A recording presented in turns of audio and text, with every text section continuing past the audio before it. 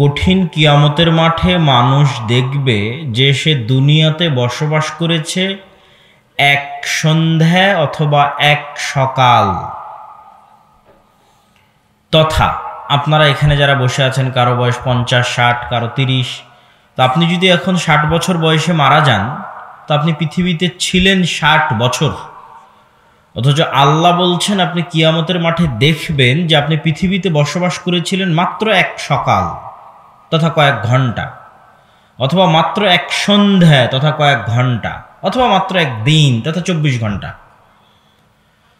কেন এরকম দেখাবে? এরকম দেখাবে তার কারণ হচ্ছে পৃথিবীতে 60 বছর বসবাস করলেও আসলে পুরো সময়টাই নষ্ট হয়ে গেছে। কাজে লেগেছে কতটুকু? ওই 2-3 ঘন্টা, 3-4 ঘন্টা। সারা জীবনের সকল কাজে লাগা সময় একত্রিত করলে এক সন্ধ্যা হয়, এক বিকেল হয়, তথা কয়েক ঘন্টা হয়। তো এই জন্য কিয়ামতের মাঠে আপনি দেখবেন আপনি পৃথিবীতে বসবাস করেছেন কয়েক ঘন্টা।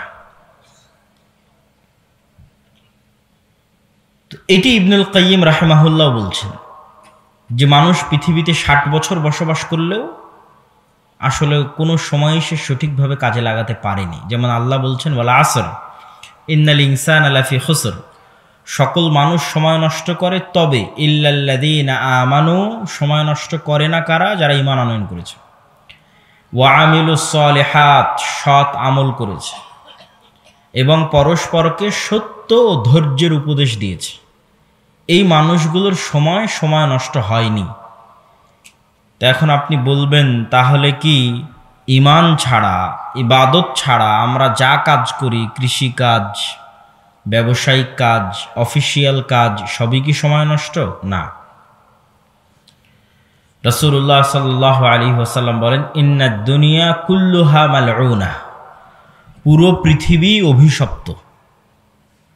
শুধু যা আল্লাহর জন্য করা হয়, জ্ঞান অর্জন বাদে আল্লাহর জন্য যা করা হয় তা বাদে, তথা পুরো পৃথিবীর সব কাজই সময় নষ্ট, ওই কাজটুকুই সময় নষ্ট নয় যা আল্লাহর জন্য করা হয়। তো কৃষিকাজও আল্লাহর জন্য করা সম্ভব, ব্যবসায়িক কাজও আল্লাহর জন্য করা সম্ভব, চাকরি বাকরিও আল্লাহর জন্য করা সম্ভব, যদি মানুষ নিয়াত বিশুদ্ধ করে নেয়, তাহলে ওই সব সময়গুলো তখন কাজে লাগবে। আর যদি সেভাবে নিয়াত বিশুদ্ধ না করে, তাহলে কোনো সময় আসলে কাজে লাগতেছে না। দিনে রাতে 24 ঘন্টা মিলে পুরো সময়টা আমরা নষ্ট করতেছি। রাসূলুল্লাহ সাল্লাল্লাহু আলাইহি ওয়াসাল্লাম বলেন নি'মাতান মাগবুনুন ফীহিমা কাসীরুম মিনান নাস, আল্লাহর দেওয়া দুটো নিয়ামত সবচেয়ে অবহেলা করে মানুষ। এক, যখন স্বাস্থ্য ভালো থাকে, স্বাস্থ্যের দাম দেয় না, বিড়ি, সিগারেট, মদ, গাঞ্জা, ইয়াবা এগুলো সেবন করে স্বাস্থ্যকে ধ্বংস করে ফেলে। আর একটা হচ্ছে সময়, আল্লাহর দেওয়া নিয়ামত হচ্ছে অবসর সময়, সেটা জুয়ার মাধ্যমে, অনলাইন জুয়া, অফলাইন জুয়া, নেশা, video game, Facebook, YouTube, Twitter, TikTok, mobile, এগুলোর মাধ্যমে সেই সময়টাকে নষ্ট করে দেয়। তাহলে দুইটা জিনিসের মানুষ সবচেয়ে আল্লাহর দেওয়া নিয়ামতের অবমূল্যায়ন করে, একটা স্বাস্থ্য আর একটা সময়। এটা রাসূল সাল্লাল্লাহু আলাইহি ওয়াসাল্লাম বলছেন। তো এই স্বাস্থ্য এবং এই সময় এত গুরুত্বপূর্ণ কেন? কেননা আমরা পৃথিবীতে, আপনারা এখানে কেউ দিনাজপুরেও বসবাস করছেন না, এখন জামিয়া সালাফিয়াতেও বসবাস করছেন না, আমরা আসলে এই সময়টার মধ্যে বসবাস করছি। এই জায়গা থেকে যাবে কিন্তু এই সময় চলে যাবে। সুতরাং আমরা বসবাস করছি সময়ের মধ্যে। 200 বছর আগেও দিনাজপুরে কেউ বসবাস করত। এই জামিয়া সালাফিয়ার এই প্রতিষ্ঠানই 200 বছর পুরাতন, মানে 200 বছর আগে ওখানে কেউ দায়িত্ব পালন করত, 200 বছর আগেও এখানে জালসা হতো, লোকজন উপস্থিত হতো, কিন্তু সেই লোকজন নাই, কিন্তু ওই জায়গা আছে। তাহলে ওই লোকেরা কোথায় বসবাস করেছিল? দিনাজপুরে না সময়ের মধ্যে? সময়ের মধ্যে। তাহলে আমরাও একদিন বিদায় নিব, তাহলে আমরা কোথায় বসবাস করছি? সময়ের মধ্যে। সময় আল্লাহর সবচেয়ে রহস্যজনক এক সৃষ্টি, যা আপেক্ষিক। এই জন্য কিয়ামতের মাঠে পৃথিবীর 50,000 বছরের সমান হবে একদিন, আর অথচ পৃথিবীতে 24 ঘন্টায় একদিন। এই আপেক্ষিকতা আরও ধরতে পারবেন যখন আপনি দ্রুত গতিতে চলতে পারবেন, কিন্তু আমরা তো অত দ্রুত গতি অর্জন করতে পারিনি। মানুষ আলোর গতি অর্জন করতে পারেনি। মানুষ যদি আলোর গতি বা আলোকে অতিক্রম করার গতি অর্জন করতে পারে, তাহলে সময় বলে আর পৃথিবীতে কিছু থাকবে না। যেমন মুহাম্মদ সাল্লাল্লাহু আলাইহি ওয়াসাল্লাম যখন মেরাজে গেলেন, তখন উনি সময়কে অতিক্রম করে গেছিলেন, তো তা আলোর চাইতে বেশি গতি ধারণ করেছিলেন, সূর্যের আলোর চাইতে। ফলত সময় তার জন্য স্থির হয়ে গেছিল। পৃথিবীতে সময় চলতে থেকেছে, কিন্তু তার জন্য সময় স্থির। তিনি সফর শেষ করে পুনরায় ফিরে এসেছেন। তো এই জন্য সময় আল্লাহ সুবহানাহু ওয়া তাআলার খুবই আশ্চর্যজনক এক সৃষ্টি। আর এই জন্য আল্লাহ সুবহানাহু ওয়া তাআলা সময়ের শপথ করতে থেকেছেন। আর সময়ের মধ্যে সবচেয়ে বরকতময় সময় দুইটা, এক ফজরের পরের সময় আর এক রাতের শেষাংশ। এই জন্য সালাফে সালেহিন ফজরের পরে ঘুমাতেন না। লা ইয়ানামুনা বাদা সালাতিল ফজর, ফজর সালাতের পর ঘুমাতেন না। যদি সফরেও থাকেন, কষ্টও হয়, তো সূর্য উঠা পর্যন্ত অপেক্ষা করতেন। সূর্য উঠলে তারপরে ঘুমাতে যেতেন। কেননা আল্লাহর নবী বলছে, ইন্নাল্লাহা জাআলা লিহাদিহিল উম্মাল বারাকা ফি বুকুরিহা, আল্লাহ আমার উম্মতের জন্য বরকত রেখেছে সকালে। সকালকে কাজে লাগায় এমন কৃষক, তার ধন সম্পদে বরকত হবে। সকালকে কাজে লাগায় এমন ব্যবসায়ী, তার ধন সম্পদে বরকত হবে। সকালকে কাজে লাগায় এমন ছাত্র, তার জ্ঞানে বরকত হবে। আর আমরা মুসলিম উম্মাহ আমাদের নবীর যে প্রাকৃতিক ন্যাচারাল রুটিন ছিল, ওই রুটিন অমান্য করে চলছি বলেই সফলতা পাচ্ছি না। আজকের পৃথিবীতেও যারা সবচেয়ে ধনী, কোটি কোটি টাকার মালিক, তাদের লাইফস্টাইলও গবেষণা করে দেখেন, তারাও সকাল সকাল ঘুম থেকে ওঠে এবং সকাল সকাল বিছানায় যায়। এটি আল্লাহ সুবহানাহু ওয়া তাআলার ন্যাচারাল, মানে প্রাকৃতিক নিয়ম, আল্লাহ এভাবেই করে দিয়েছেন। এই জন্য সকালে ফুলগুলো ফোটে, সকালে পাখিরা জেগে ওঠে, সকালে মোরগেরা জেগে ওঠে, আল্লাহর পুরো পৃথিবী সকালে জেগে ওঠে। তো আমরা যদি সকালকে ঘুমিয়ে পার করি এবং সকালকে কাজে না লাগাই, তাহলে আমরা সফলতা ধরতে পারবো না। এবং রাসূল সাল্লাল্লাহু আলাইহি ওয়াসাল্লামের রুটিন যদি ফলো না করি, রাসূলুল্লাহ সাল্লাল্লাহু আলাইহি ওয়াসাল্লামের যে সুন্নতের রুটিন ছিল। আর আরেকটা অংশ হচ্ছে রাতের শেষাংশ, ফাতাহাজ্জাদ বিহি নাফিলাতাল লাক আসা আন ইয়াবআসাকা রাব্বুকা মাকামান মাহমুদা। আপনি তাহাজ্জুদ পড়েন, কেননা আল্লাহ আপনাকে অনেক বড় সম্মান দিবেন। সেই সম্মানের নাম মাকামান মাহমুদ। ওই সম্মান যদি পেতে চান, তো রাতে একটু হলেও সালাত আদায় করতে হবে। আর আমরা এই সমস্ত রুটিন থেকে বহু দূরে, যার ফলশ্রুতিতে আমরা আল্লাহ সুবহানাহু ওয়া তাআলার বরকত বঞ্চিত অবস্থায় আছি। সম্মানিত উপস্থিতি, সময়কে কন্ট্রোল করার সবচেয়ে বড় উপায় হচ্ছে 5 ওয়াক্ত সালাত, যা মানুষের সময়কে কাজে লাগাতে সহযোগিতা করবে। কেননা ইসলাম ইটসেলফ একটা টাইম ম্যানেজমেন্ট। ইসলামের এমন কোনো ইবাদত আপনি খুঁজে পাবেন না যা সময়ের সাথে সম্পৃক্ত নয়।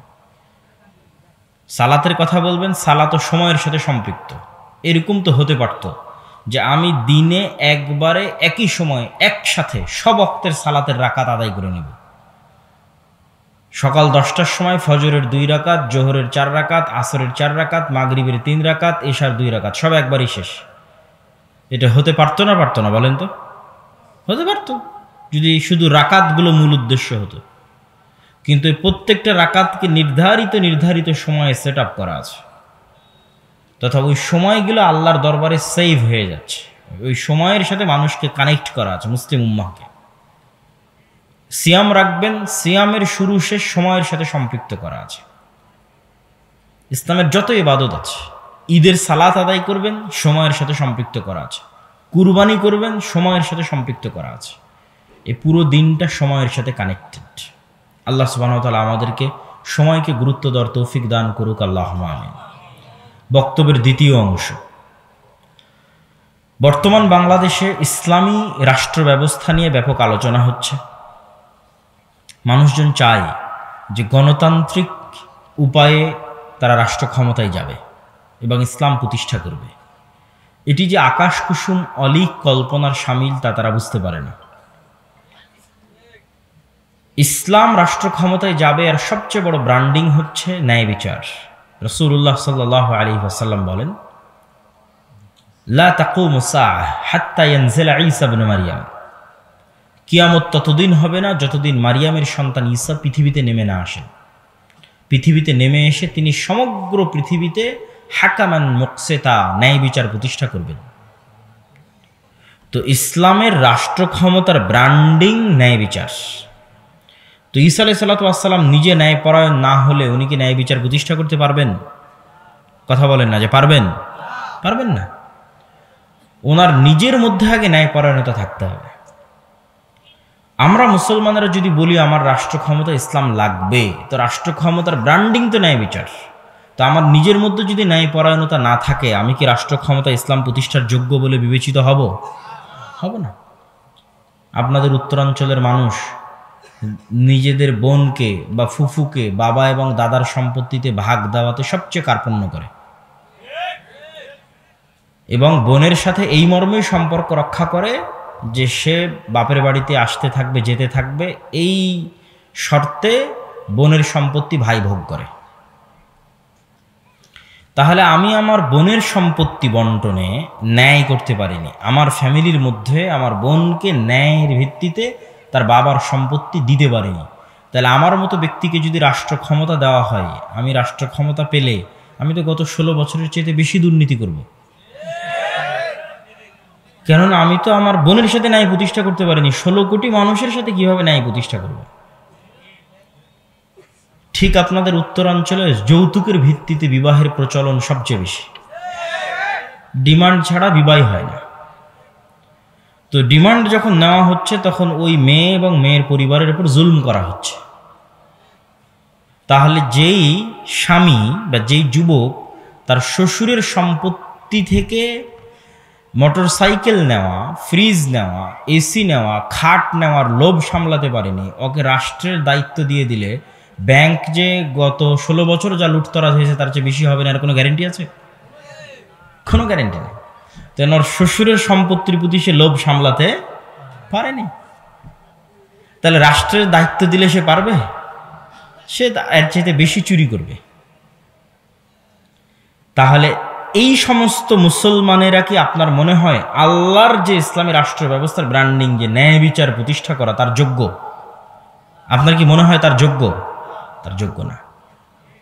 একই অবস্থা ইসলামী দল, ইসলামী সংগঠন, ইসলামী মাদ্রাসা, ইসলামী মসজিদ, ইসলামী ফাউন্ডেশন, সব জায়গায় সকল ক্ষেত্রে ইসলাম আছে, বাহ্যিক রিচুয়ালস, আনুষ্ঠানিকতা, সালাত, সিয়াম, হজ, যাকাত, নাই কি ন্যায়। মাদ্রাসায় সমস্যা কেন? ন্যায়ের অভাব। ইসলামী দলের আমির ওই কর্মীকেই পদায়ন করেছে যে বেশি চামচামি করে, আর ওকে বের করে দিয়েছে যে বেশি পরিশ্রম করে। তো এইভাবে প্রত্যেকটা সেক্টরে আপনি তাবলিগ জামাতের যে গ্রুপিং আছে সেখানে যান, ঢোকেন, ঢুকলে দেখবেন বাহির থেকে মনে হবে অনেক আদর্শিক দ্বন্দ্ব। আদর্শিক দ্বন্দ্ব বলে কিছু নাই, আসলে ন্যায় রক্ষা হয়নি। হয় যিনি আমির উনি রক্ষা করতে পারেনি, না হয় যারা মামুর তারা রক্ষা করতে পারেনি। তো যারা নিজ নিজ সেক্টরে ন্যায় প্রতিষ্ঠা করতে পারছে না, সে রাষ্ট্রে ন্যায় প্রতিষ্ঠা করতে পারবে? পারবে না। যে নিজের দলে, নিজের মাদ্রাসায়, নিজের মসজিদে ন্যায় প্রতিষ্ঠা করতে পারেনি, ও রাষ্ট্রে ন্যায় প্রতিষ্ঠা করার অযোগ্য। ফলত আল্লাহর দৃষ্টিতে যে ইসলামী রাষ্ট্র, সেটার সে যোগ্য নয়। আবার যদি মিথ্যার দিক থেকে দেখেন, যে মিথ্যার অপরাধ মুসলমানদের কাছে কতটা হালকা হয়ে গেছে আজকের যুগে, যেখানে তৎকালীন মক্কার কাফের মুশরিকরা পর্যন্ত যারা নেতা ছিল, নেতৃস্থানীয় জায়গায় ছিল, তারা মিথ্যাকে ভয় পেত।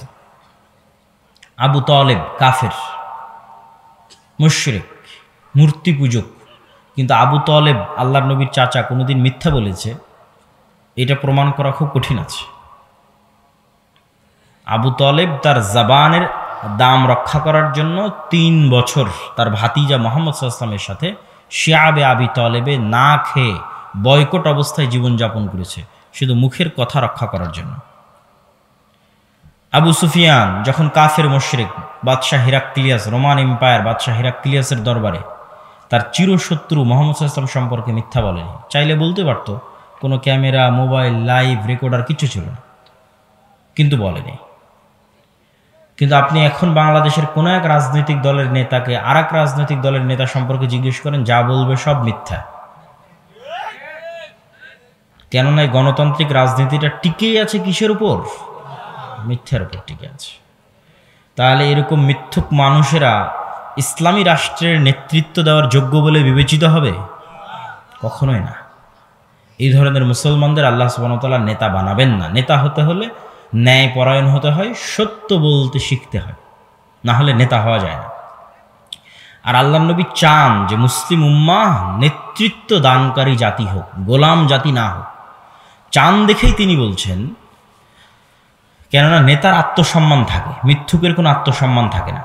চান দেখে আল্লাহ নবী বলছেন, আল্লাহুম্মা আউযুবিকা মিনাল মা'সামি ওয়াল মাগরাম, আল্লাহ আমি পাপ থেকে বাঁচতে চাই, ঋণ থেকে বাঁচতে চাই। আর এক দোয়াই বলছেন, আল্লাহুম্মা আউযুবিকা মিনাল হাম্মি ওয়াল হুজন, বলতে বলতে ওয়াজালা'id দাইন, ঋণ থেকে বাঁচতে চাই। আল্লাহ নবীকে জিজ্ঞেস করা হলো, কেন ঋণ থেকে বাঁচতে চান? তিনি বললেন, ইজাস্তাদানা রাজুল, মানুষ যখন ঋণ নেওয়া শুরু করে তখন মিথ্যা বলা শুরু করে।